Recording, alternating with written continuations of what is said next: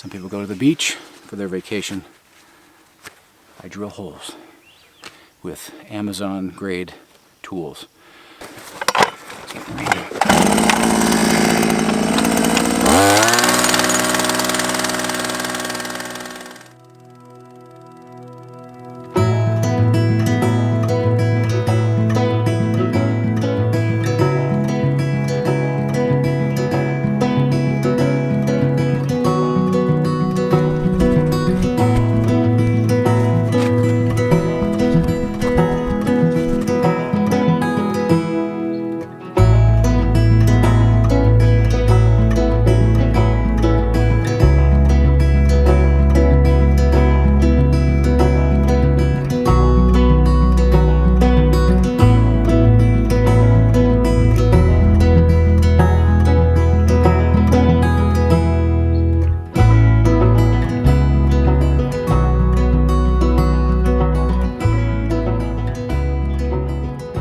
Alright, welcome back to the channel, guys. Today is a pretty exciting day. Ooh, that's getting warm. Ooh, I was just using it. Today's a pretty exciting day because what I'm doing right here, you can see this big mess I have behind me. This hole, all this dirt. 2 days ago, I rented an excavator. Kind of cleared off a pad here. This is where we had there's the well head right there. We had that drilled last fall. So we still have to put a well pump in. I didn't realize how expensive well pumps were and the process to do it right. I mean, you can do it for, $1,000 if you want and just run your own, and I've seen people do it and you can do all the stuff. But look, this is a 420-foot well, and if I screw something up and I drop it in there and I let it go, I just ruin, a super expensive well, and I don't want to do that.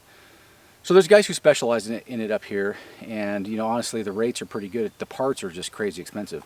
So what we ordered was, and I'll show this to you, hopefully working next time. I think he's going to do this. I think he's going to try to install it this week, but probably next week.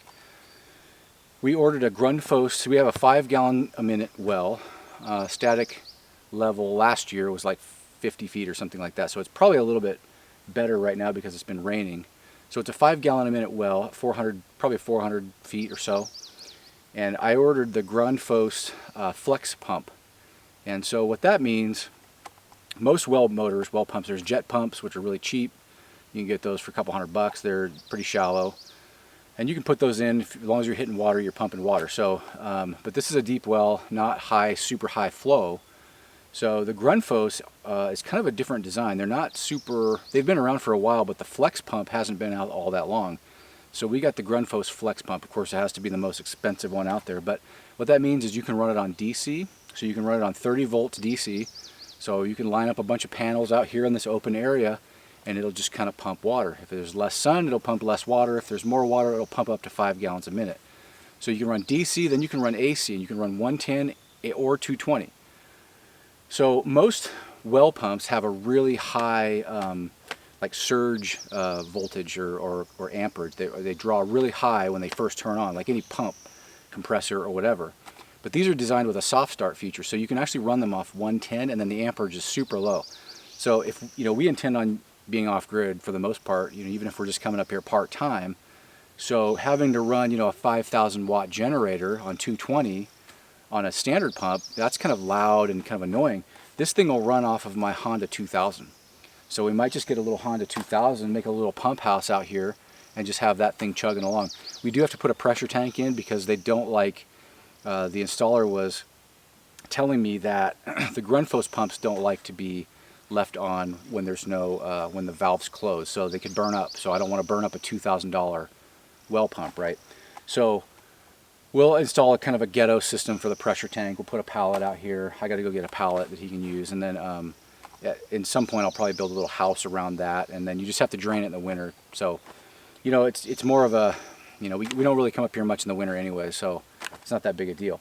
But the point is, I have to dig down. I had to dig down at least 42 inches from ground level down to put the Pitless Adapter in. Now what the Pitless Adapter is an adapter that's like it's like a siphon valve. It basically gets the water, it pulls water from under the surface. So around here we have a lot of pretty deep frost line. So If you just pull the water up to the surface, there's a good chance it's going to freeze the pump motor and all that kind of stuff, or the lines and all the T-fittings and everything. So all that has to be done underground, so they have to put this thing called a Pitless Adapter in there, and you just look that up. It's kind of an interesting thing, but they put it on the side of the standpipe out here, and then they run the pump and connect it from the inside. So you can always, once you get it done and buried and it's all set up the correct way, you can theoretically pop the top off of that if you need to service the well pump, and you don't have to dig any holes. It's already set.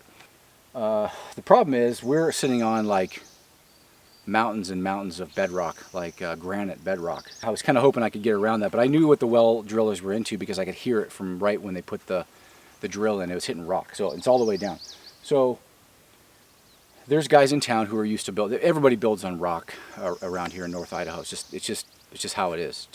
That's just what people build on. So luckily we have a couple feet of, you know, forgiving ground here, and then it goes down to the rough stuff. But I will eventually, if we want to trench in, I'll have to rent some, you know, have to have somebody, hire somebody with a hammer and an excavator to bust it up, and we can put in some ditches. But that's down the road. I want to make sure I know exactly where everything is going. You don't want to do that twice. So name of the game, gonna get a hydrant in here, pressure tank, generator, and it'll be kind of self-contained. We can pull water out for filling up tanks and fire suppression and running hoses and sprinklers, and we can just pull things up here and wash them if we have to. So that'll be a game changer, just doing that. So one thing I did before we left town to come up here is I went onto Amazon and I bought a jackhammer. This is a gas-powered jackhammer. I don't know if you can see that. I was reading some of the reviews, and most people actually said that it was pretty good, and I have to agree.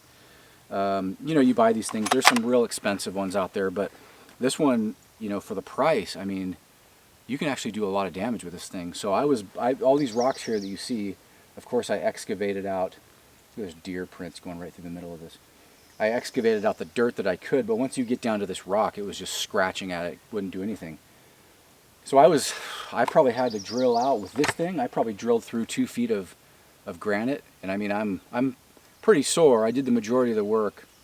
Well, I did all of the 90% of the work 2 days ago. I'm still pretty sore from using this thing because it is pretty heavy, but it worked. I mean, it was a hand tool. I got down, I was able to jackhammer it out, and then take the excavator and pull a pile of rocks out and do it again. So basically, I got the job done. The guy came out, the installer came out and measured it. He's like, you know, you're within 6 inches. Can you give me more 6 inches? So I was able to get down probably another 10 or 11 inches from where he was looking at. So he should be in good shape. I think I'm actually down below. He likes to have 42 inches from down there to grade. I think I'm probably 43, 44 maybe. So if you're a little bit shy, you can always pile it up a little bit around the wellhead and around your piping and put some insulation down. But I don't know if we're going to need to do that. I was able to dig that out. So let's take a look. So let's take a look at this little machine right here, and I'll kind of give you a quick review on it, and then you saw it working. I don't think I'm going to do much more down there. I'm pretty wiped out, and he's got plenty of room to work now.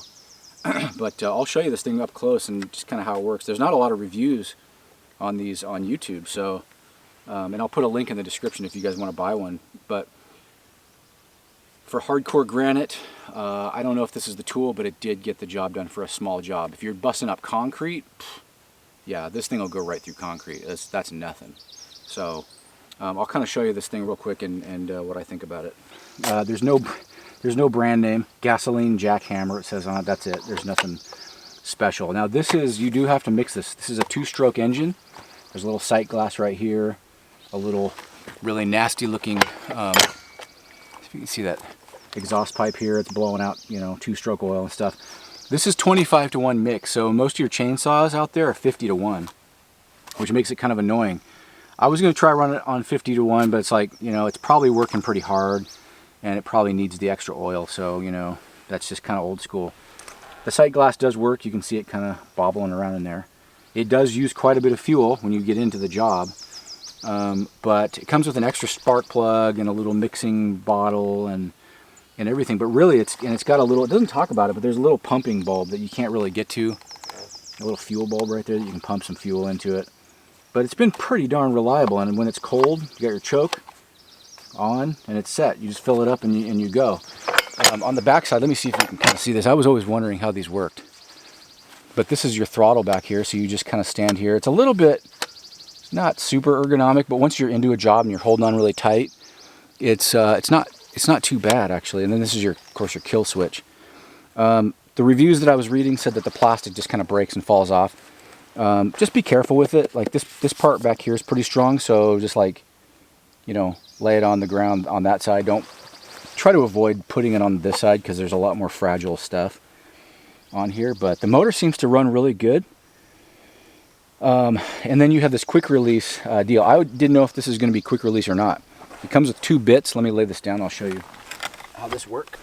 All right, so the way this works is it's a quick release thing, probably copied from somebody, but you just pull on this, turn it 180 degrees, boom, and then that slides out. And they give you 2 bits. One's pointy and one's chisel.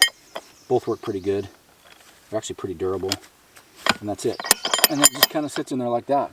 And this thing's pretty heavy. This is all cast metal. There's a grease fitting right here. 50 grams of dedicated grease. I don't know what that means. I don't know what dedicated grease. I guess there's a certain kind, but after 50 hours, so, you know, after, I don't know, a couple weeks of use, change out the grease, you know. But I've read that these things actually last quite a while. One guy was doing a review on it. He said, you know, got one kind of as a joke to see if it worked. Now he's got 3 more of them.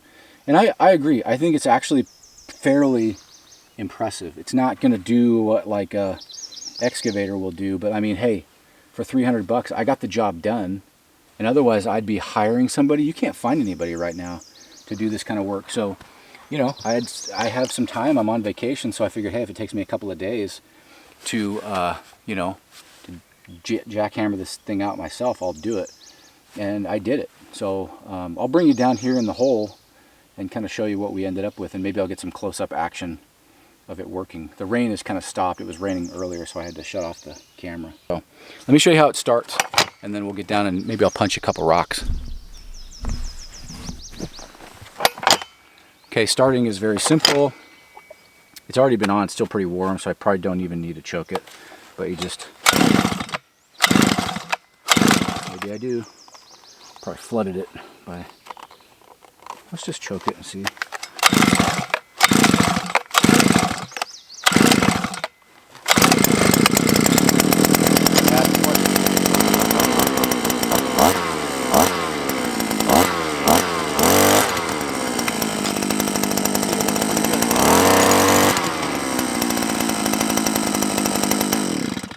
So it runs pretty good. I had it flooded, of course, because I was messing with the throttle. Don't do that.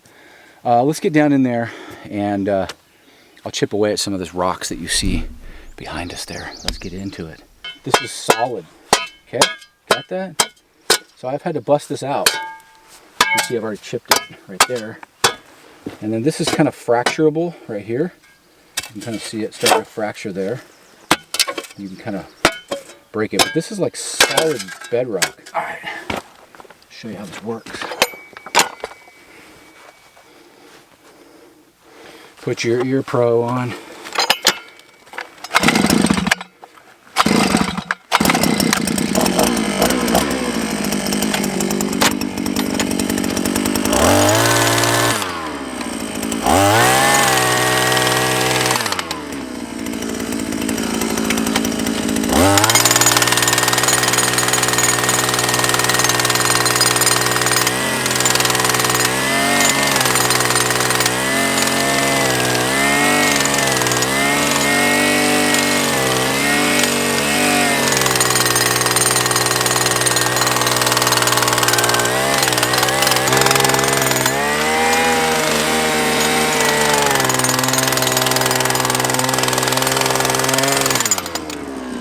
PVC all the way down. Just drop it in. So, a little pilot hole is going to go right down there probably. Hopefully he can get his drill in there. Put a standpipe right here. And if I ever have to get in here again, it's just going to be, I will hire somebody to break all of this up. And it will break up. I mean, it's shit. It's kind of a, it breaks off in pieces like that. Like flats like that. There's fractures. So somebody who knows what they're doing or has some equipment can break this stuff up pretty easily. But that's where we're at. One of the things that I didn't expect doing this, I just for fun, I got these gloves at like the hardware store. You see this? Mechanix. They're called Speed Knit. I think they have several different types. These are just the really thin, super thin Speed Knit. I got these about 6 months ago. I never really used them. I've been, heaving rocks out of this thing for 2 days straight. They're not even remotely worn. I mean, I just thought they were going to tear. I was going to kind of review them and I was really expecting these just to fall apart like every other knit glove out there. These are amazing, and they're so light. And really, they're not, the palms aren't super breathable, but when you're working and running hammers and stuff, it doesn't matter. I was helping out Mrs. D's dad do some framing on a deck, and I mean, you have dexterity for like drilling like screws, so the screws have been going through here. I've been excavator, I've used jackhammer with it, shovel, pulled rocks out I've been pulling these out by hand with these gloves on. But look at this. I mean, 2 days, some of the normal Mechanix gloves would have holes in them by now. I could go through those things in like a day. I'll show you what I can when they get the pump working. I want to show you running water next time we're up here. So, hope you guys are doing well. See you on the next one. All right, so this is the first water we've ever pulled out of the well with the new pump. Okay, we just had the pump installed. The installer put the new Grunfoss flex pump in there. I'm going to see if it's supposed to run off of this generator. Then we'll pump some water. Hopefully, it works. I'm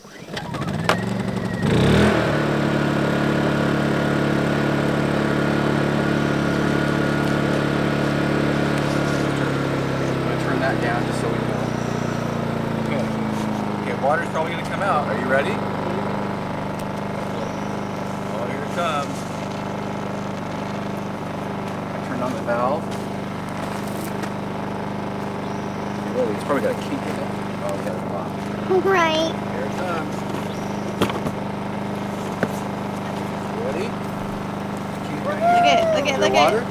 There's water. Dun, dun, dun. Hey, that's water. Woo, it's nice and cold. Yay. Don't spray it at me. Look at that. Don't spray it at the thing. Spray it over that way. So it was at 60, now it's down to 50. I don't know when it's supposed to come on, so probably about, I'm guessing about 50 or so. So Jerry, this is the pumping part? Yeah. And that's the fun part? The pump is 400 feet down this hole, right? And it's pumping water out into this pipe right here and over there. And then you guys are using it. But the pump, I don't think the pump's even come on yet. Unless it's on right now. Oh, we'll play in the water. Okay, you can. Still, okay, it's dropping. It's dropping down below 50 now. I want to hear that pump come on. That's how much water you get out of it without even turning anything on. Mm-hmm. It's been this whole time. It's cool. It's a big tank. I don't know what he's got it set at though to turn on the. It's down to 45. It's supposed to be loud? No, you'll never hear it. I want to hear the generator will make probably a little bobble sound. Yeah, it's going back up to 50. Alright, so the pump is now on. It's cold. Feel this. This is like ice cold because water's coming out of it. This is ice cold right here. Cool. Isn't that crazy? How it's all of a sudden changed. Is it hot water coming out or what? Cold. Cold? How cold? Really cold. Really cold? It's like freezing. Watch. Look at this. Look how far that goes. That pump is awesome. It's a 6 gallon per minute pump. So we're hitting the water right now. The water is coming out of the ground, pumped out with that little generator. Check that out. So we're now on the well pump for sure.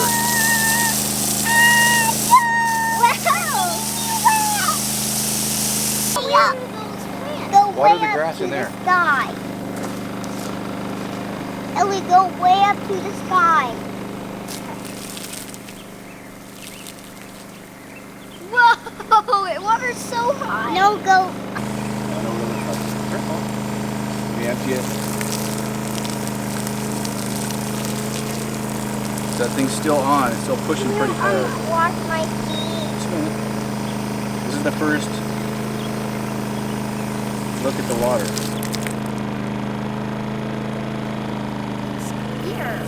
What do you think? That's so cold that fogged up. Now can It's you really do cold. my This is like ice cold. It doesn't seem to be tripping the breakers or doing anything weird.